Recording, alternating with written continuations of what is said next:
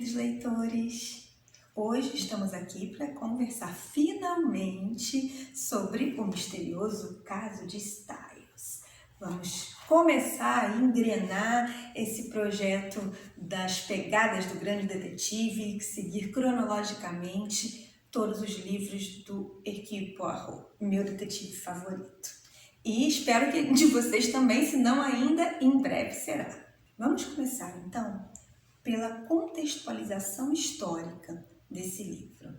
Como eu falei, para a gente seguir essa cadeia e ver se tem uma relação, com as datas, com a cronologia, eu achei que seria interessante trazer alguns fatos da época, situar mesmo o livro no momento em que ele foi escrito e no momento que a história se passa.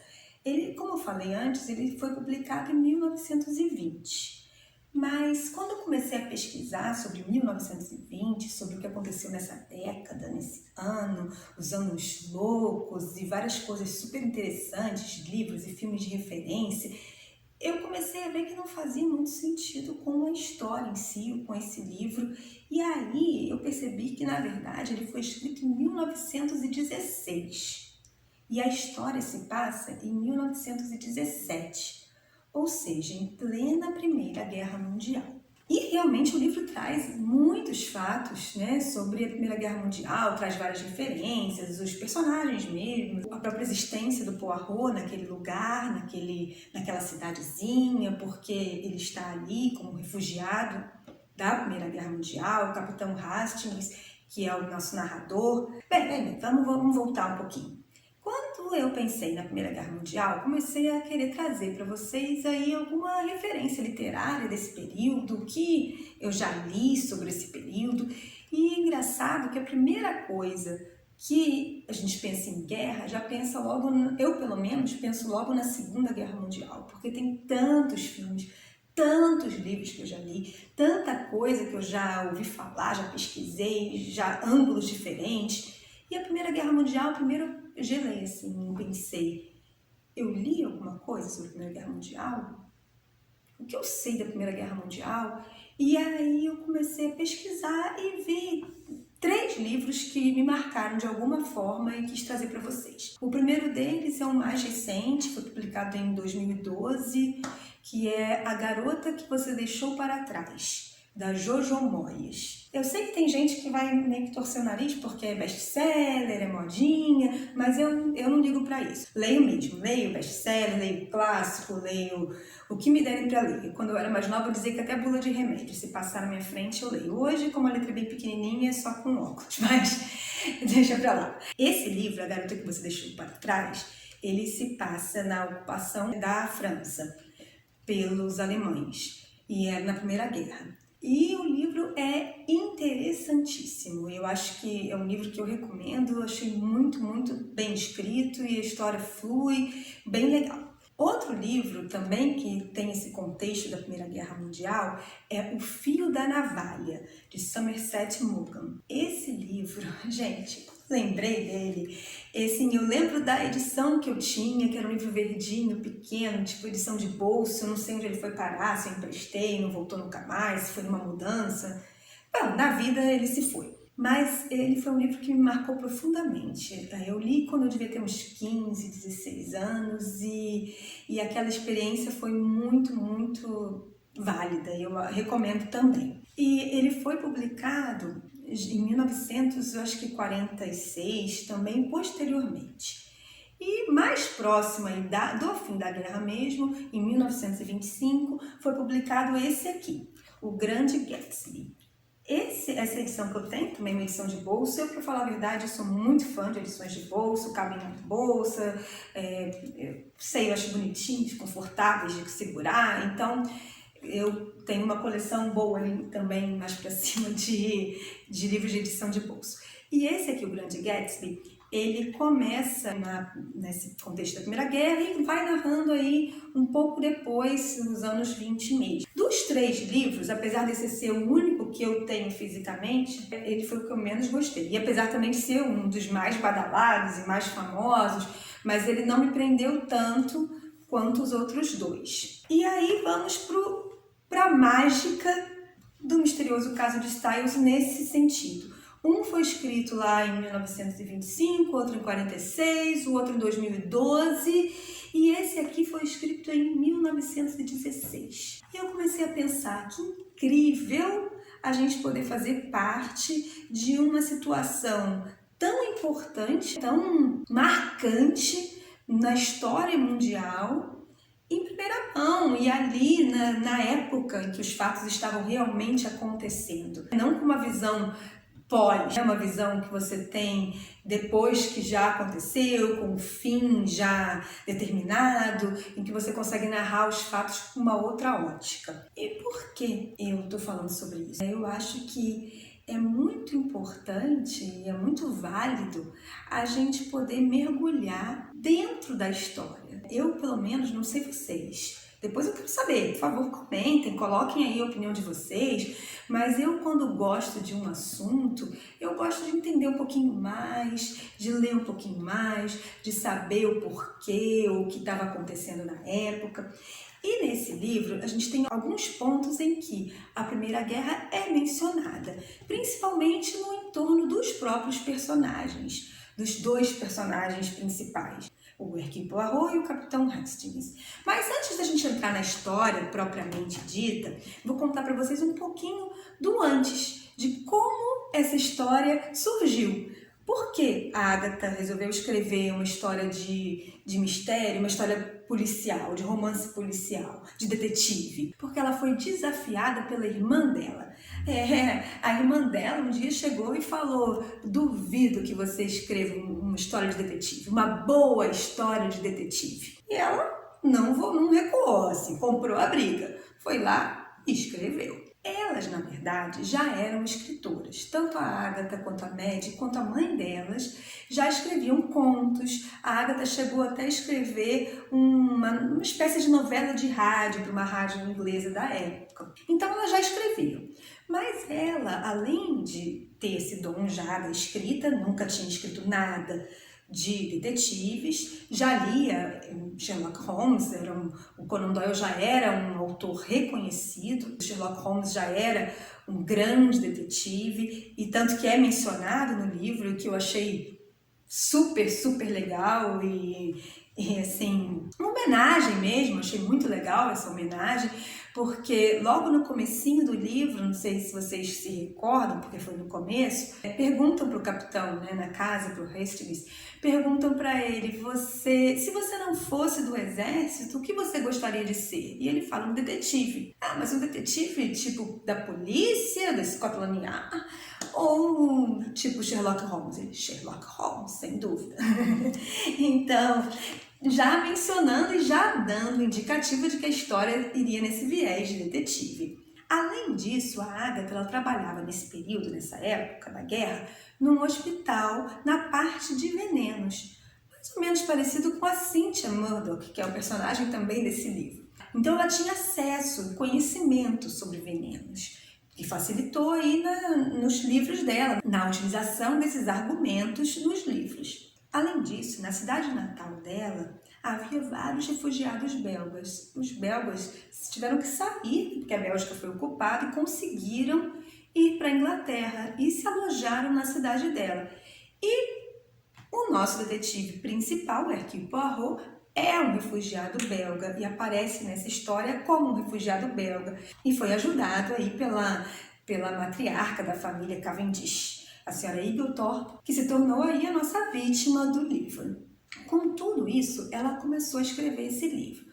Ela levou um tempinho e o livro parece que foi finalizado em 2 semanas que ela ficou hospedada num hotel com a mãe dela, reclusa nesse hotel com a mãe dela por 2 semanas. Por conta dessa finalização ter sido realizada num hotel, surge um crossover com a série Grande Hotel. Não sei se vocês já viram, uma série espanhola, muito, muito interessante, de mistério também, que acontecem alguns crimes. E nessa série tem um detetive Ayala, que também tem um bigode, como o nosso detetive Poirot, que tem um método de dedução muito interessante, que utiliza a inteligência, utiliza as células cinzentas para descobrir as coisas, não se deixe enganar pelo óbvio ou pelo que já está à mostra, o que querem fazer parecer. É um detetive inteligente. E na primeira temporada dessa série, se hospeda no hotel onde acontecem esses crimes e esses mistérios estão rondando uma moça inglesa com a mãe dela, uma moça inglesa chamada Agatha. E ela está escrevendo um romance, seu primeiro romance policial. E ela percebe esse detetive e fica ali olhando o detetive, tira algumas dúvidas com ele, pergunta para ele o que ele está fazendo, qual é o método de investigação, dando a entender que a Agatha teria se inspirado no detetive Ayala para criar o misterioso caso de Styles. Não é verdade, até porque a história é uma ficção, mas acaba sendo uma homenagem e é interessante. Recomendo também que vocês assistam a série. O livro terminou de ser escrito e demorou para ser publicado. Ela recebeu várias recusas, apresentou a várias editoras e os editores recusaram seguidamente. Em 1919, um editor se encantou pelo livro, gostou, levou a proposta para a editora dele e foi aprovada. Gostaram do livro, mas com uma ressalva: o final do livro. Quando ela escreveu o livro, o final dele acontecia no tribunal. No julgamento final, o Poirot revelaria toda a sua cadeia de raciocínio e chegaria à revelação do grande assassino e seria o final do livro. E ele não comprou a ideia, ele falou que não era interessante, que ela deveria mudar o final e ela aceitou. Mantendo as mesmas características, ela mudou o final para a sala de uma casa, a casa onde eles estão hospedados já no final da história. Mas ela mudando esse final para essa sala, ela criou um novo paradigma, um padrão para ela mesma, porque a partir dali, vários livros do Poirot têm esse final, esse desfecho numa sala onde ele confronta, o detetive confronta todos os suspeitos. E é muito diferente, inusitado, até para os tipos de livros de romances policiais. E ficou característico dele. Ele chega numa sala, coloca todos os suspeitos frente a frente e vai falando todo o desenvolvimento do raciocínio dele. Olha, primeiro eu pensei que fosse você por causa disso. Depois eu cheguei à conclusão de que era você. E assim a escritora coloca o leitor a par da linha de raciocínio do detetive até chegar no grande desfecho. E tudo faz sentido. E fica claro o que você não tinha visto antes, não tinha percebido, de repente se apresenta de uma forma clara e fácil de ser compreendida. Então esse editor acabou realmente ajudando a Agatha na criação e na forma dela conduzir os livros seguintes. E eu queria falar com vocês uma curiosidade. Nessa minha edição aqui tem o final que foi publicado, o final que é revelado na casa. Nas edições mais modernas da editora Globo, na edição que está vendo no Kindle, já consta também o final original, o final onde a história se passava no tribunal. E por que eu fiquei pensando depois, por que nessa edição aqui, por exemplo, não tem e agora tem? Por que as pessoas não tinham acesso antes a essa história de dois finais? A própria Agatha, na autobiografia dela, tá aqui até a autobiografia dela, ela conta isso, do editor que sugeriu a mudança no final, mas a gente não sabia, não tinha acesso a esse texto original. Em 2014, esse escritor aqui, John Curran, que é o curador literário da obra da Agatha Christie, teve acesso aos 73 cadernos que formam os diários dela.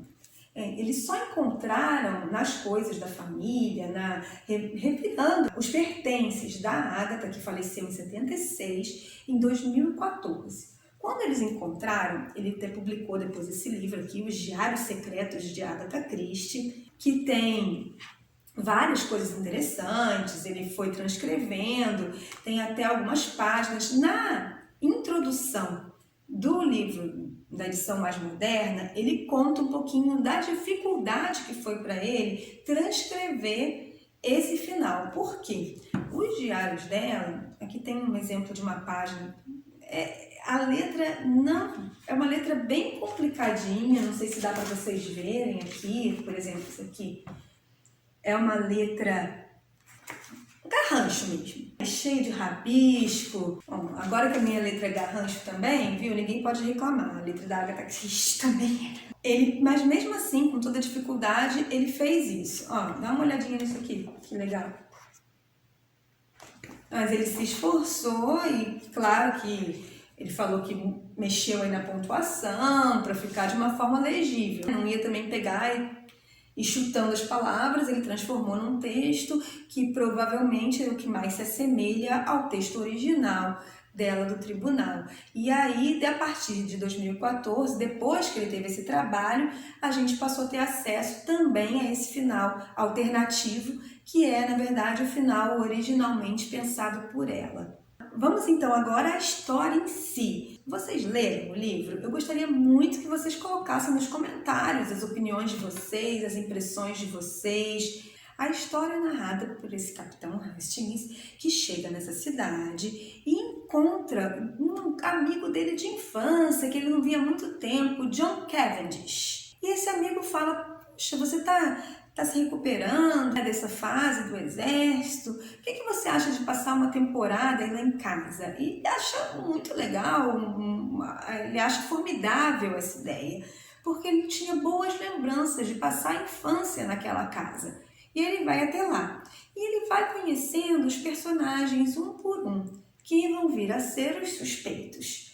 Que é a esposa do John, a Mary, o irmão dele, o Lawrence, a Cynthia, de quem eu já falei que trabalhava no hospital, e que é filha de uma amiga, que é uma órfã, que a senhora acolheu, a senhora Inglethorpe, que vem a ser a vítima, e a gente vai sendo apresentado a eles. Alfred, o marido dela, muitos anos mais novo, e que é o grande suspeito, porque justamente é o mais novo, chegou depois da família e é o maior beneficiário no testamento. A secretária, que é o braço direito, faz tudo, a Miss Howard. A gente vai conhecendo esses personagens. E ele, o Hastings, logo fala também do Poirot, que ele sabe que tem esse amigo dele, conhecido dele da Bélgica, que é um grande detetive e que está naquela cidadezinha. E quando ele fala do Sherlock Holmes, que eu mencionei lá atrás, ele fala desse detetive. E é interessante porque ele traz as características dele já desde o comecinho. Ele apresenta como um homem muito inteligente, que tem um método próprio